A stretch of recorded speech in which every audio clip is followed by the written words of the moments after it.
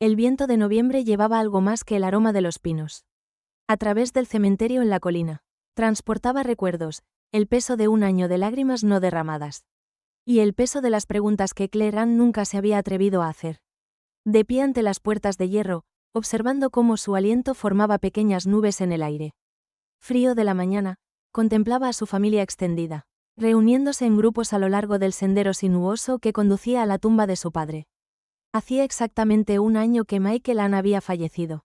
Los dedos de Claire se tensaron alrededor de la correa de cuero, desgastada en su mano. A su lado, Rufus, el pastor alemán de 12 años de la familia, permanecía rígido.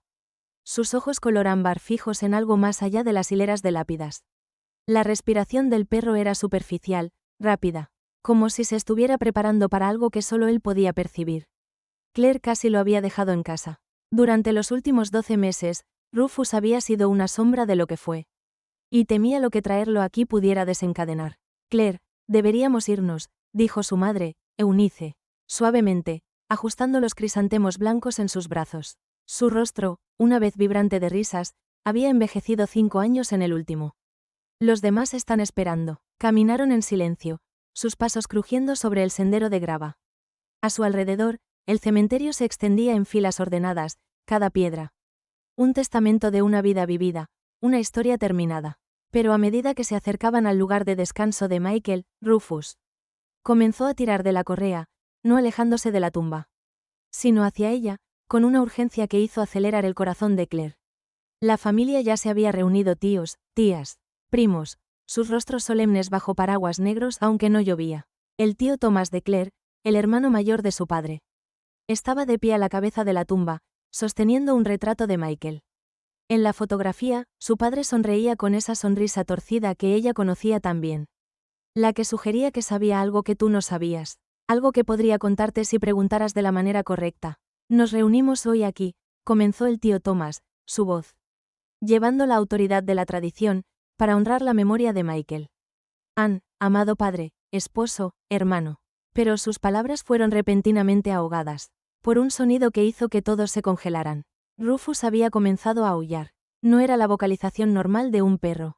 Era algo primitivo, lastimero, un sonido que parecía surgir de la misma tierra bajo sus pies. El perro tiraba de la correa con tal fuerza que Claire casi perdió el agarre.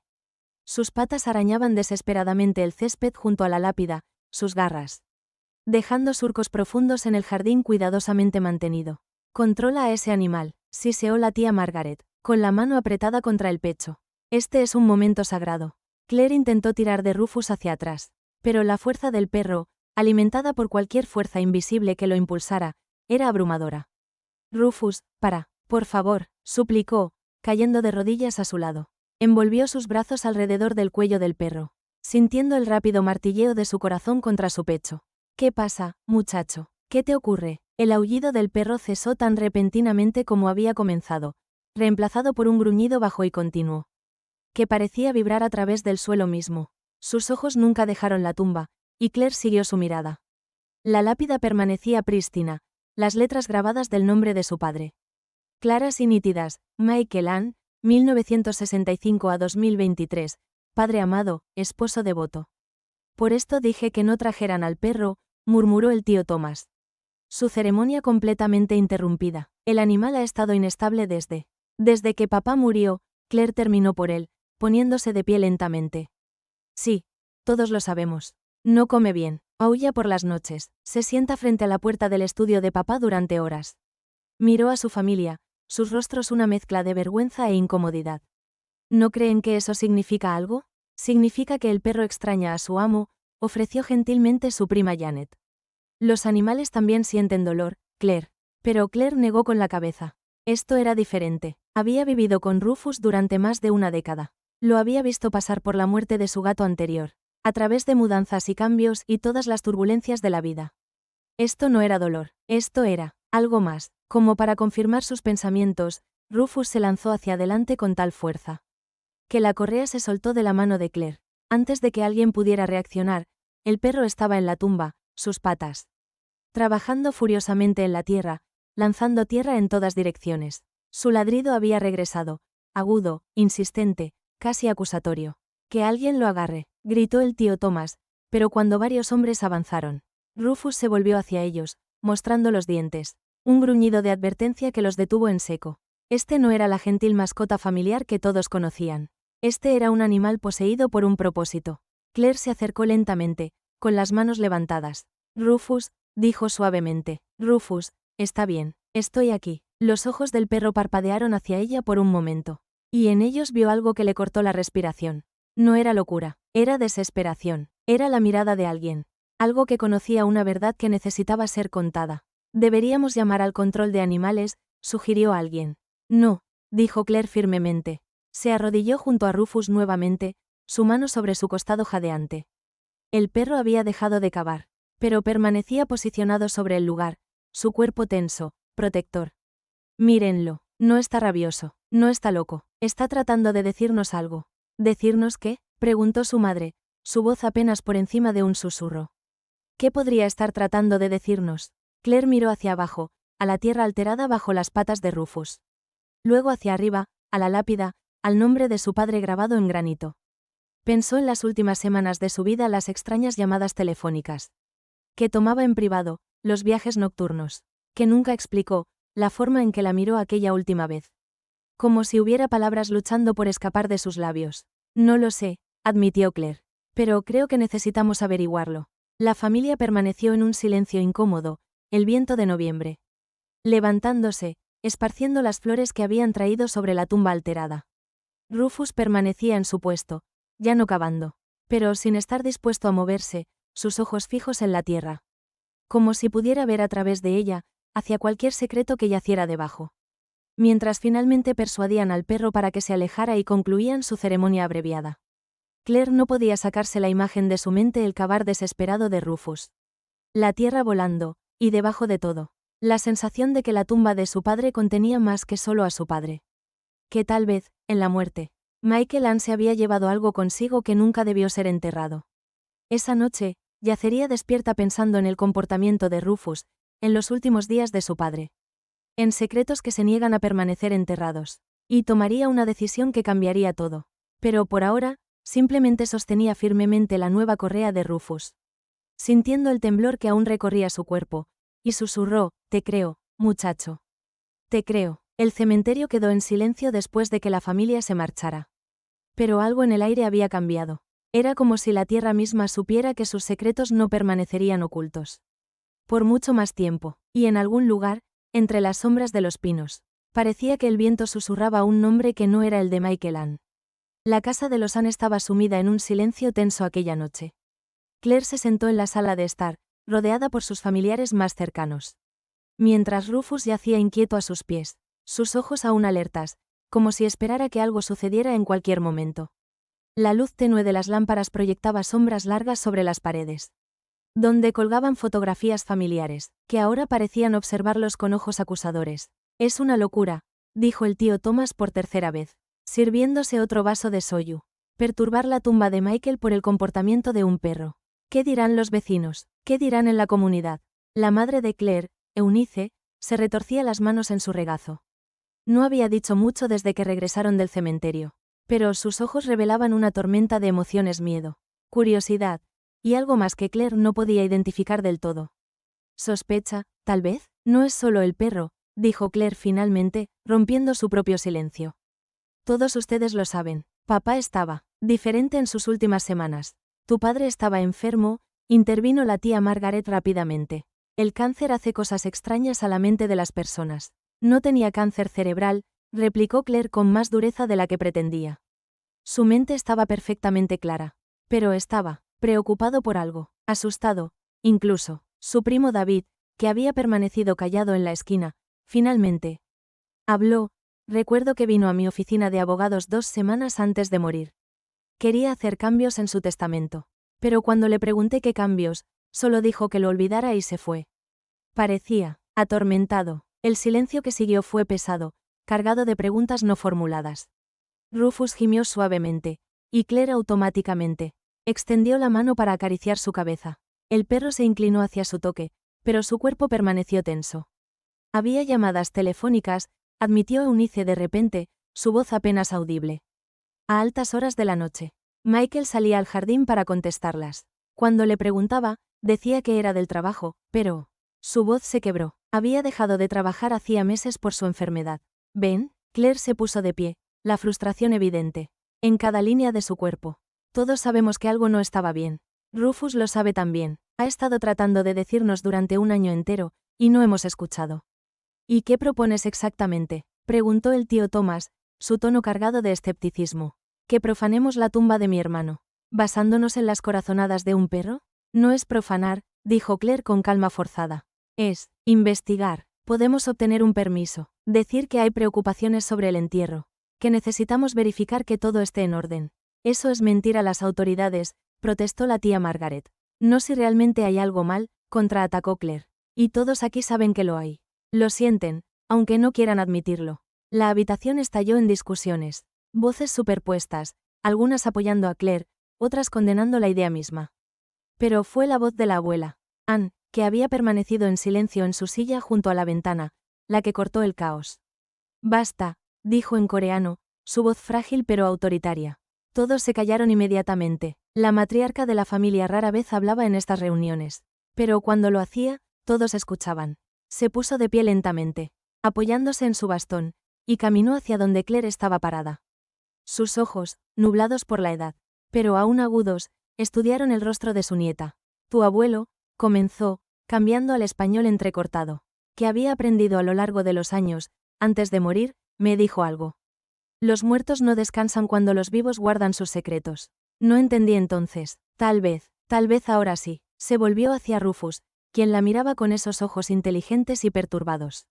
La anciana extendió una mano arrugada, y el perro se acercó, presionando su cabeza contra su palma. «Este perro ve lo que nosotros elegimos no ver», continuó. «En mi pueblo en Corea, decíamos que los animales son mensajeros entre los mundos. Si Rufus dice que algo está mal».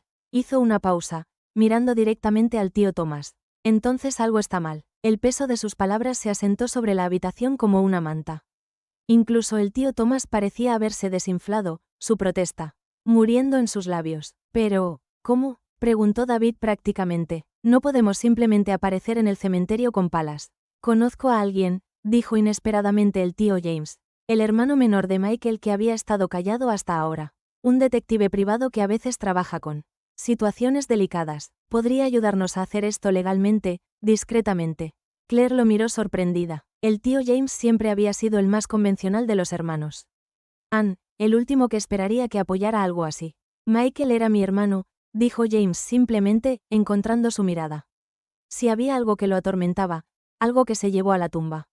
«Necesitamos saberlo. Por él, por todos nosotros». Durante la siguiente hora, discutieron los detalles. Sería costoso, complicado, y potencialmente escandaloso si se descubría. Pero uno por uno, la familia acordó. Incluso la tía Margaret, aunque a regañadientes, asintió con su consentimiento. Mientras la reunión se disolvía y los familiares comenzaban a irse, Claire se encontró sola con su madre en la cocina. Eunice estaba lavando tazas de té, sus movimientos mecánicos, su mente claramente en otro lugar. «Mamá», comenzó Claire suavemente. «¿Hay algo más? ¿Algo que no hayas dicho?» Eunice dejó de fregar, sus manos quietas en el agua jabonosa. Por un largo momento, no habló.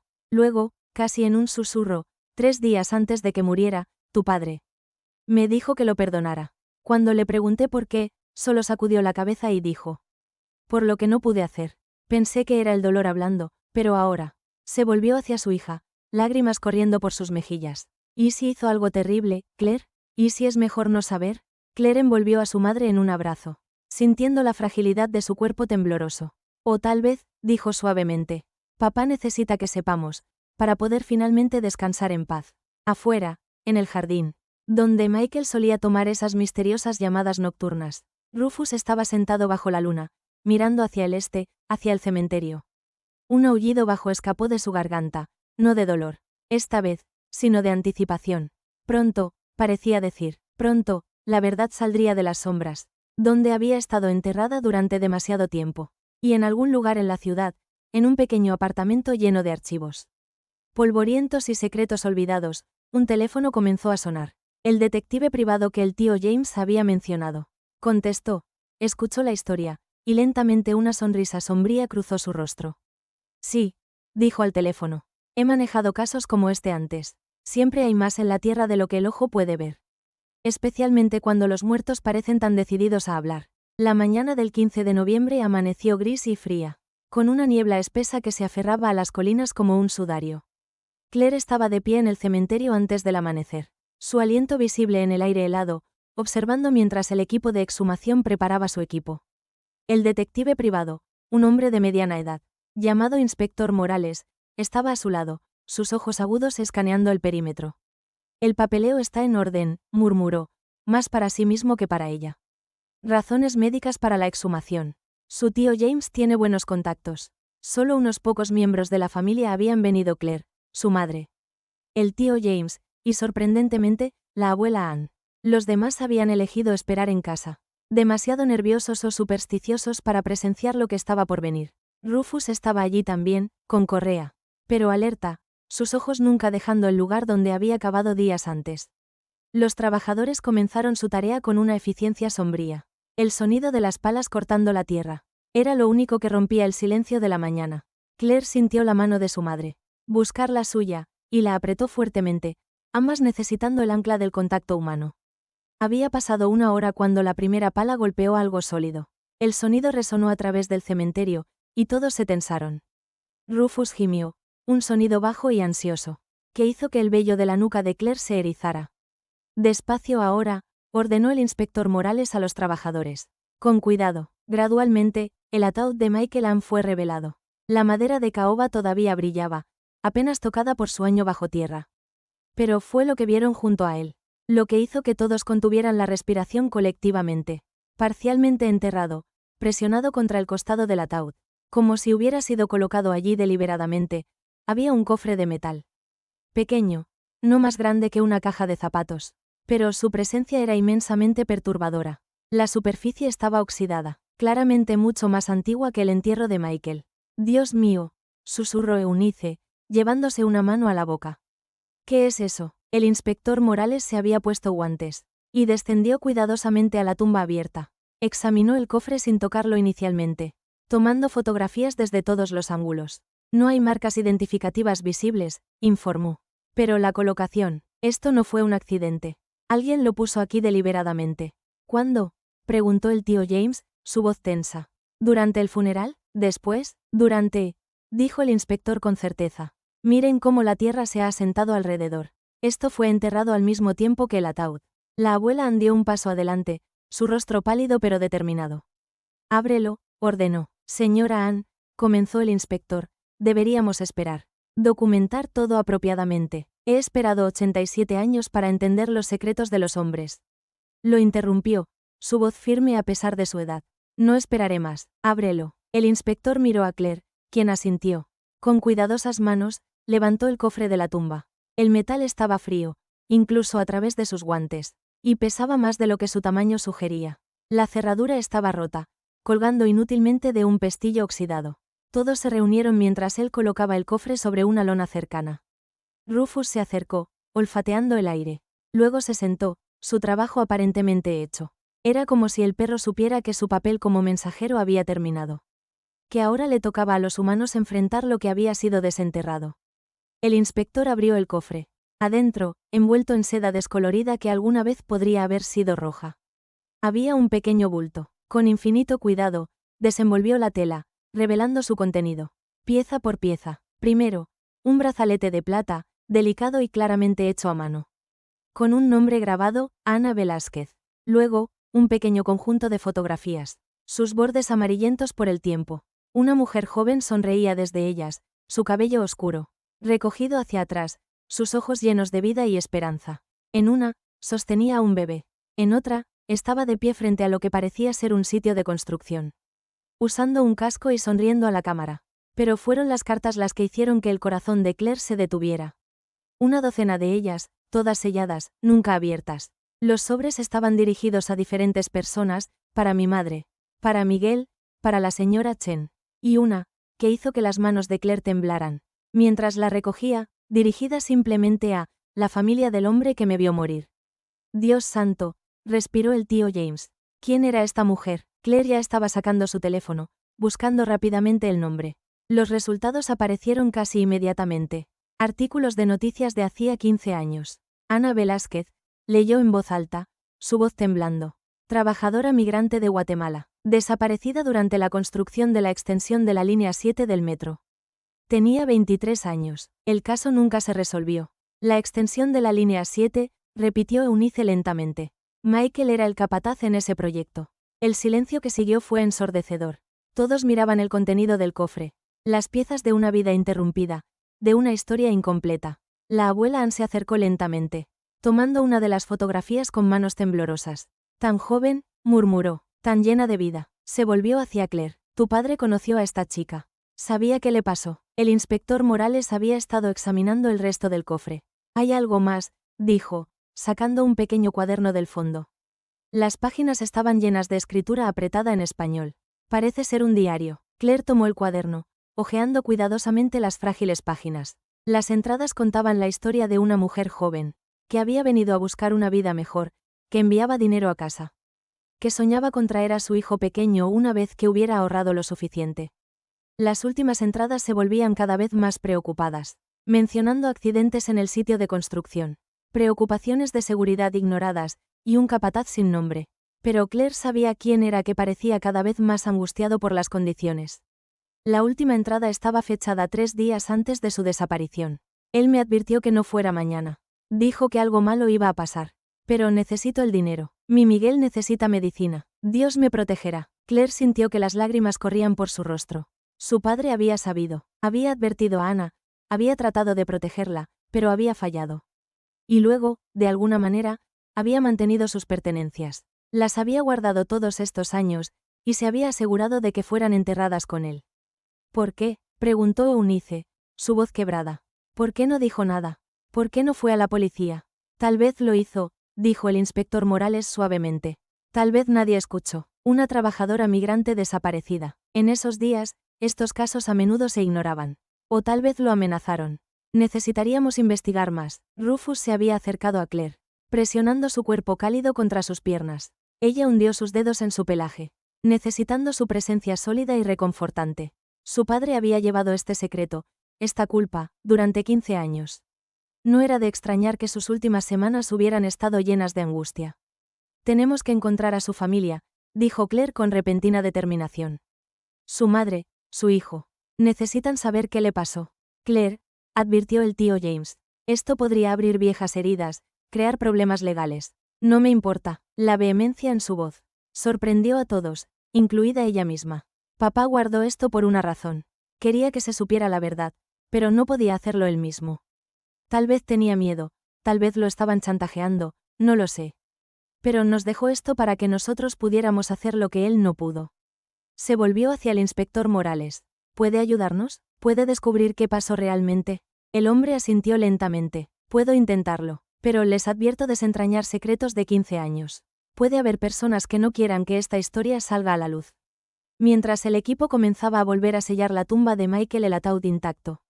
Pero el cofre ahora removido como evidencia. Claire se encontró mirando hacia el cielo gris. En algún lugar allá arriba, esperaba, su padre. Finalmente encontraría algo de paz. Y en algún lugar en Guatemala, una madre todavía esperaba noticias de su hija. Lo terminaré, papá, susurró al viento. Lo que no pudiste hacer, yo lo haré. Y Rufus, como si entendiera, levantó su cabeza. Y aulló, un sonido que ya no era de angustia, sino de liberación. Los archivos municipales olían a papel viejo y abandono. Claire había pasado 3 días entre pilas de documentos, registros de construcción y reportes policiales, con los ojos ardiendo por el polvo y la letra pequeña. El inspector Morales trabajaba a su lado, su experiencia evidente en la forma metódica en que organizaba la información. Aquí, dijo de repente, deslizando un documento hacia ella. Registro de empleados de la construcción de la línea 7, octubre de 2008. Claire escaneó la lista hasta encontrar el nombre Ana Velázquez, trabajadora general, contratada a través de una agencia de trabajo temporal. Inicio 3 de septiembre de 2008. Fin marcado como abandono de trabajo, el 27 de octubre de 2008. Abandono de trabajo, murmuró Claire con amargura. Qué conveniente. Su teléfono vibró. Era un mensaje de su madre, ven a casa. El tío James encontró algo. Cuando Claire llegó a la casa familiar, encontró a su tío en el antiguo estudio de su padre. rodeado de cajas que no habían sido tocadas desde la muerte de Michael. Su rostro estaba pálido, y en sus manos sostenía una carpeta manila desgastada. Estaba escondida detrás de otros archivos, dijo sin preámbulo. Documentos de la construcción que tu padre guardó. Claire, esto es malo. Claire tomó la carpeta con manos temblorosas. Dentro había memorandos internos, órdenes de trabajo, y lo más condenatorio. Una serie de correos electrónicos impresos entre Michael Ann y sus superiores. El primer correo, fechado 2 semanas antes de la desaparición de Anna, era de Michael a su jefe. Las condiciones en el túnel 3 son peligrosas. El soporte estructural no cumple con las especificaciones. Solicito permiso para detener el trabajo. Hasta que se puedan hacer reparaciones. La respuesta era breve y fría, solicitud denegada. El proyecto ya está retrasado. Continúe según lo programado. Los correos se volvían cada vez más desesperados. Michael documentaba grietas en el concreto, filtraciones de agua, ruidos extraños. En uno particularmente escalofriante, escribió, si alguien resulta herido o muere. Será en sus conciencias. La respuesta de su superior, un tal Richard Chen, era amenazante, señor. Ann, le recuerdo que su contrato incluye cláusulas de confidencialidad estrictas. Cualquier comunicación no autorizada sobre las condiciones del proyecto resultará en acciones legales inmediatas y la pérdida de su pensión. Dios mío, susurró Claire. Lo estaban amenazando. Sigue leyendo, dijo el tío James gravemente. El siguiente documento era un reporte policial, pero no oficial.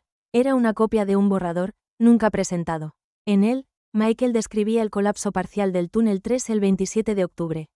Exactamente donde había estado trabajando Ana Velázquez.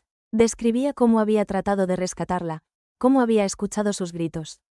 Pero cómo el concreto y los escombros lo habían detenido. Y lo más terrible, cómo sus superiores habían llegado rápidamente, no con equipos de rescate, sino con órdenes de sellar el túnel. La enterraron viva, dijo Claire, las palabras ahogándose en su garganta. Y papá tuvo que verlo. Su madre había entrado en silencio a la habitación, leyendo sobre el hombro de Claire. Por eso los cambios, murmuró. Por eso dejó ese trabajo repentinamente. Por eso nos mudamos al otro lado de la ciudad. Dijo que era por una mejor oportunidad, pero estaba huyendo, completó el tío James, huyendo de lo que había presenciado. El inspector Morales, que había estado escuchando en silencio, habló, esto es evidencia de homicidio. Negligencia criminal como mínimo. Necesitamos llevar esto a las autoridades. Después de 15 años, preguntó el tío James escépticamente, Richard Chen es ahora vicepresidente de una de las constructoras más grandes del país. Tiene conexiones, poder, dinero. Y nosotros tenemos la verdad, dijo Claire con firmeza. Pero incluso mientras lo decía, entendía el miedo de su padre. No era solo su trabajo o su pensión lo que había estado en juego. Era la seguridad de su familia. Esa noche, Claire no podía dormir. Se sentó en el porche trasero con Rufus a su lado, mirando las estrellas. El perro parecía más tranquilo de lo que había estado en un año. Como si revelar el secreto hubiera aliviado su carga también. Su teléfono sonó. Era un número desconocido. Señorita Ann, la voz era femenina, mayor, con un fuerte acento. Mi nombre es Rosa Velázquez. El inspector Morales me contactó. Usted encontró a mi Ana. El corazón de Claire se aceleró. Señora Velázquez, lo siento mucho. No, la interrumpió la mujer. No se disculpe. Por 15 años, no supe nada. La policía dijo que había huido, que había abandonado a su hijo. Yo sabía que mi Ana nunca haría eso. Ahora finalmente sé que tenía razón. Claire escuchó el llanto silencioso al otro lado de la línea. Hay más, dijo suavemente. Cosas que necesitas saber. Sobre lo que pasó. Sí, dijo Rosa. Necesito saberlo todo. Y mi nieto, Miguel, lo nombramos como el santo. Pero ahora me pregunto si de alguna manera sabíamos él también necesita saber sobre su madre. Miguel, repitió Claire, el nombre en una de las cartas sin abrir. ¿Cuántos años tiene ahora? 18. Está por entrar a la universidad. Es brillante, como su madre. Una pausa. Señorita Ann, su padre. ¿Él trató de ayudarla? Claire cerró los ojos, recordando los correos desesperados, las advertencias. Sí, hizo todo lo que pudo. Creo que guardar sus cosas, asegurarse de que algún día se encontraran. Era su manera de pedir perdón por no poder hacer más. Entonces era un buen hombre, dijo Rosa simplemente. Un hombre atormentado por lo que vio. Entiendo eso. Yo también he estado atormentada, pero por lo que no sabía. Acordaron encontrarse en persona. Rosa y Miguel viajarían desde Guatemala. Claire prometió tener todas las pertenencias de Ana listas. Las cartas sin abrir que finalmente llegarían a sus destinatarios. Después de colgar, Claire se quedó sentada en la oscuridad, pensando en los círculos del destino. Su padre había muerto llevándose un secreto, que lo había consumido durante 15 años. Ana había muerto con sueños no cumplidos y cartas no enviadas. Y ahora, de alguna manera, Claire se encontraba en el centro de todo, tratando de unir los pedazos rotos del pasado. ¿Qué hago ahora, papá?, susurró al viento nocturno. Como respuesta, Rufus colocó su cabeza en su regazo. Sus ojos sabios y pacientes. El mensaje era claro: termina lo que él empezó. Haz justicia. Deja que los muertos finalmente descansen. En la distancia, las luces de la ciudad brillaban, y en algún lugar. Entre ellas, Richard Chen dormía en su mansión, sin saber que su pasado estaba a punto de alcanzarlo. El túnel 3 había sido sellado durante 15 años, pero los secretos, como Claire había aprendido, tienen una manera de encontrar su salida a la superficie. La batalla por la justicia apenas comenzaba, y Claire sabía que sería difícil, peligrosa incluso. Pero mirando las fotografías de Ana Velázquez, una joven mujer con toda la vida por delante, supo que no había vuelta atrás. Algunas historias exigen ser contadas, sin importar el costo. Tu historia será contada, Ana, prometió. Tu hijo sabrá quién eras, y los responsables enfrentarán lo que hicieron.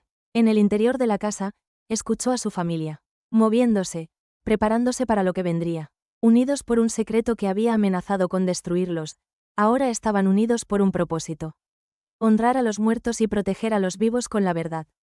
El encuentro tuvo lugar en un pequeño café cerca del aeropuerto, un lugar neutral elegido por el inspector Morales. Claire llegó temprano, sus manos temblando ligeramente, mientras sostenía la caja con las pertenencias de Ana. Su madre y el tío James la acompañaban, rostros solemnes pero decididos. Rosa Velázquez entró primero, una mujer de 60 años, con el mismo cabello oscuro de su hija, aunque ahora veteado de gris. Detrás de ella, un joven alto y delgado, con los ojos de Ana, mirando desde un rostro que mostraba la promesa de la vida que su madre nunca pudo vivir. Miguel, dijo Rosa suavemente, ella es Claire Ann. El joven extendió su mano, su apretón firme pero sus ojos llenos de preguntas. Gracias, dijo simplemente, por encontrarla, por devolvernos algo. Claire deslizó la caja sobre la mesa. Rosa la abrió con manos temblorosas, sacando primero el brazalete de plata. Un sollozo escapó de sus labios mientras lo sostenía contra su pecho. Se lo di cuando cumplió 15 años, susurró. Era de mi madre. Miguel tomó las fotografías, estudiando el rostro de la madre que apenas recordaba. En una de ellas, Ana lo sostenía cuando era bebé. Sus dedos trazaron suavemente los contornos de su cara sonriente. Las cartas, dijo Claire suavemente, están sin abrir. Ella las escribió para ustedes. Rosa tomó la marcada, para mi madre, con reverencia. Con dedos temblorosos, rompió el sello que había esperado 15 años. Leyó en silencio, las lágrimas corriendo libremente por su rostro. Miguel leyó la suya, su mandíbula tensa, luchando por contener la emoción. Ella dice que me ama, dijo Rosa, su voz apenas un susurro. Que siente no poder enviar más dinero, que pronto podrá traer a Miguel. Se quebró, incapaz de continuar. Miguel terminó de leer su carta y la dobló cuidadosamente. Me dice que sea fuerte, dijo, su voz espesa. Que estudie mucho, que cuide a la abuela. Que ella siempre estará conmigo. Miró a Claire. ¿Qué le pasó exactamente? Claire miró al inspector Morales, quien asintió. Durante la siguiente hora, revelaron todo el colapso del túnel, el encubrimiento. Los intentos desesperados de Michael por prevenir la tragedia. Miguel escuchaba con una calma antinatural, pero sus puños apretados sobre la mesa traicionaban su ira. ¿Y este Richard Chen?, preguntó cuando terminaron. ¿Sigue libre? Por ahora, dijo el inspector Morales. Pero con la evidencia que hemos reunido, hay suficiente para reabrir el caso. El Estatuto de Limitaciones no aplica para homicidio negligente con encubrimiento. Sin embargo, será una batalla difícil. Chen tiene recursos, abogados. Tiene miedo, interrumpió Miguel. Si no lo tuviera, no habría trabajado tan duro para ocultar esto. Hay algo más, dijo Claire, sacando un sobre del bolso. Encontramos esto en los papeles de mi padre. Es una cuenta bancaria que abrió hace 15 años. El mismo día que Ana desapareció. Ha estado depositando dinero cada mes desde entonces. Rosa frunció el ceño. No entiendo. Creo, dijo Claire cuidadosamente, que era su manera de. No es compensación. Nada podría compensar su pérdida. Pero él sabía que Ana estaba enviando dinero a casa. Esto era su intento de continuar lo que ella había empezado. Eunice habló por primera vez, Hay casi $200.000 en la cuenta. Michael quería que fuera para la educación de Miguel, aunque nunca supo su nombre. Lo dejó en fideicomiso para él, hijo de A.V. El silencio que siguió fue pesado. Miguel miraba el papel bancario como si fuera algo extraño. Sangre por dinero, dijo amargamente. No, dijo Rosa firmemente, poniendo su mano sobre la de su nieto. Culpa convertida en responsabilidad. Tu madre habría entendido. Ella habría. Hizo una pausa, eligiendo sus palabras. Ella habría visto el corazón detrás del gesto. Miguel la miró por un largo momento, luego asintió lentamente. Para la universidad entonces, para estudiar leyes, sus ojos se endurecieron, para asegurarme de que hombres como Richard Chen no puedan hacer esto nunca más. Durante las siguientes semanas, las cosas se movieron rápidamente. El inspector Morales, trabajando con un fiscal ambicioso, dispuesto a enfrentarse a los poderosos, presentó el caso. Los medios se apoderaron de la historia. La trabajadora migrante enterrada viva, el capataz atormentado por la culpa, el perro leal, que se negó a dejar descansar al secreto. Richard Chen fue arrestado en su oficina. Las cámaras captaron su rostro pálido mientras lo sacaban esposado. Sus abogados lucharon ferozmente, pero la evidencia era abrumadora. Los correos de Michael, los documentos de construcción, y lo más condenatorio. Otros trabajadores comenzaron a presentarse, compartiendo sus propias historias de negligencia e intimidación. El juicio fue un circo mediático. Pero Claire asistió todos los días, sentada entre Rosa y Miguel. Una extraña familia unida por la tragedia y la búsqueda de justicia. Eunice y la abuela Ann también vinieron, mostrando su apoyo silencioso. El día del veredicto, Rufus fue al juzgado, una concesión especial, hecha por el juez que había seguido la historia. Cuando se leyó, culpable, el perro aulló una vez, largo y claro. Como si finalmente liberara 15 años de conocimiento acumulado. Richard Chen fue sentenciado a 20 años. No era suficiente, nunca podría ser suficiente, pero era justicia de algún tipo. Más tarde, en el cementerio, estaban todos reunidos en la tumba de Michael.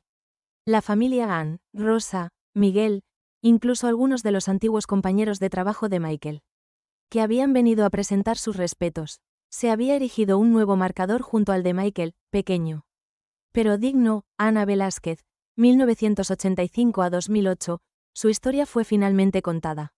No habían encontrado su cuerpo. El túnel 3 había sido sellado con demasiado concreto. Demasiado profundo para excavarlo de manera segura. Pero al menos ahora tenía un lugar donde su familia podía llorarla. Claire se arrodilló ante la tumba de su padre, colocando una mano en la lápida fría. Lo hicimos, papá, susurró. Terminamos lo que no pudiste. El viento agitó las hojas sobre ellos, y por un momento, Claire juró que podía escuchar algo en la brisa, dos voces, una masculina y otra femenina, susurrando su gratitud antes de desvanecerse en el silencio eterno. Miguel se acercó a ella mientras los demás comenzaban a dispersarse. Tu padre era un hombre valiente, dijo. Vivir con eso todos esos años, asegurarse de que la verdad sobreviviera. Aunque él no pudiera hablarla. Eso requiere un tipo diferente de coraje. Claire asintió, las lágrimas nublando su visión. Solo desearía que hubiera podido contárnoslo. Tal vez no podía, dijo Miguel sabiamente, más allá de sus años. Pero se aseguró de que eventualmente lo supiéramos. A través de Rufus, a través de los documentos que guardó, a través del amor que claramente tenía por su familia y su necesidad de hacer lo correcto. Incluso si era tarde, mientras salían del cementerio, Rufus caminaba. Entre ellos, su paso ligero por primera vez en más de un año.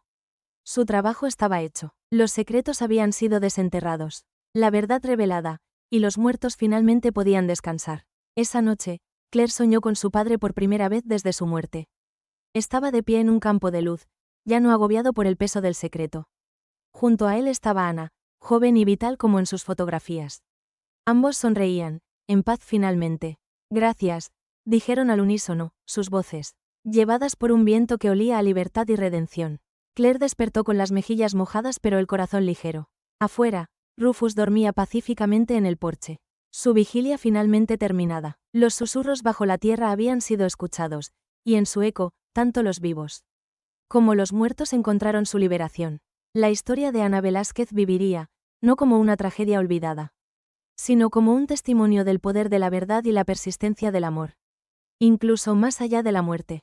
Y en algún lugar, en los pasillos de la universidad, donde Miguel ahora estudiaba derecho con determinación feroz, su espíritu lo guiaba, orgulloso del hombre en que se estaba convirtiendo.